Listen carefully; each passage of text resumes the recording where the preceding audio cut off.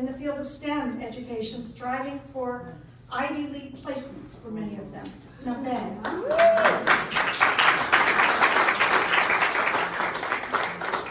Her political advocacy has included work on women's health, reproductive rights, food deserts, building political power in underrepresented communities. I just heard of the Underground Railroad, I didn't even know that. Teresa is a consistent and strong advocate for marginalized groups, working with Guyanese immigrants, recently with Ukrainian refugees, and with the communities of Native Americans in upstate New York. We are proud to support her and to support her work with this award.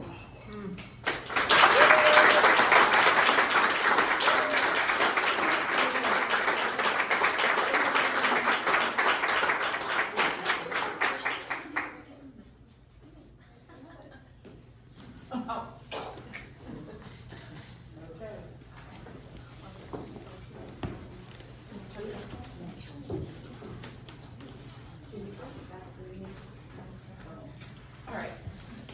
Whew. Following Pat. Oh my gosh.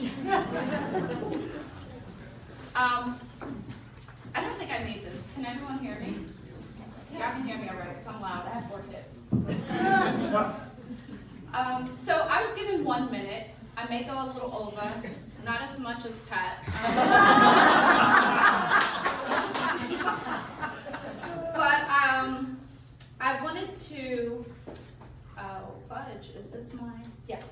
So, thank you. I want to say, first of all, thank you, Libby. Libby called me, and I was shocked to see her number. Usually I'm calling her. So she called me, and I'm like, oh my gosh, this is Libby. So I stopped everything I was doing, and I'm always doing something. And I was like, hello? She's like, this is Libby, and I didn't want to say, yeah, I know. Hi. And as she could definitely tell you, I was surprised and speechless when she called me to tell me, right? I was like, really? I was like, what? And at first I didn't even hear the name of the award.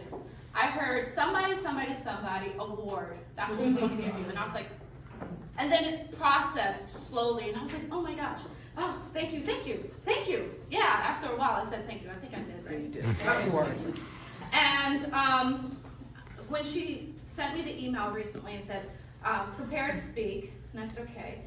And then she sent me another email saying, you have 1 minute. And I was like, oh, I have to write a 1 minute speech. It's not going to happen, but I will try. It didn't happen. But I thought of a couple of things. As many of you know, and as some of you do not know, I'm Native American. English is my second language.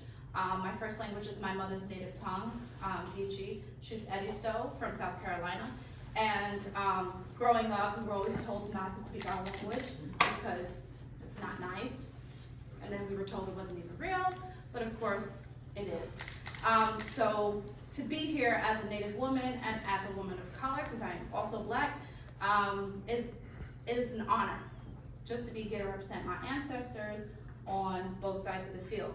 I looked up a couple of things, some of my past speeches, tried to say something to wow you guys, but I was like, no, it's not gonna happen. There was one Dakota proverb that I wanted to say, and I think it's appropriate for all of us. And I think this is something that many of us who do everything that we do, the normal stuff every day, because we were called heroes today, and I was very shocked. Because we don't do these things thinking someone's going to call me a hero and give me an award for being a hero. That's not what we do, why we do what we do. The proverb goes, we will be known forever by the tracks we leave. And I thought of getting in the award, and I said, how does this relate? Well, this, I guess, is a way to tell me that I am heading in the right direction. That every step that I've taken, of course with the support of all of you, some of you in this room, and many others who couldn't be with us today, I think this really speaks to that.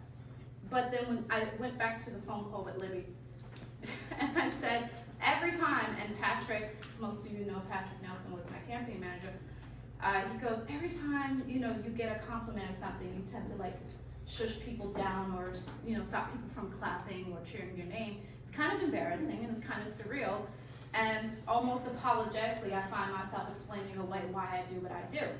I was recently interviewed by Aaron Mayer. Many of you know him. And he started a segment just very eloquently and beautifully. And anyone who knows Aaron Mayer, you know how he speaks. He just went on and on about all these things that this woman did. And she's this and that, and then I was like, wow. And then in a second, I was like, oh my gosh, she's talking about me. Like, 'cause I'm like, who are we talking about? Like, why is he? I thought we were going to have a conversation. And then I said, oh my gosh, he's talking about me. And all I could do was stutter. And I was like, to respond, I'm like, oh my gosh, we're on the air and I have to speak real quick. And all I could stutter out was, wow, thank you. And then again, almost apologetically, I started explaining about why, what I do, and that it comes naturally. I don't know why I always do that, and I'm always amazed at how others perceive me or anything that I do or say, but I am. And this brought me to what I wanted to say to you all for this amazing honor. I never met your mother, right? All right, cut that out. I never met her, and I'm so happy that she did exist, because obviously she touched a lot of people. And this award represents all that she was and all that she's done, and people who do the same thing. So I thank you for continuing that as well.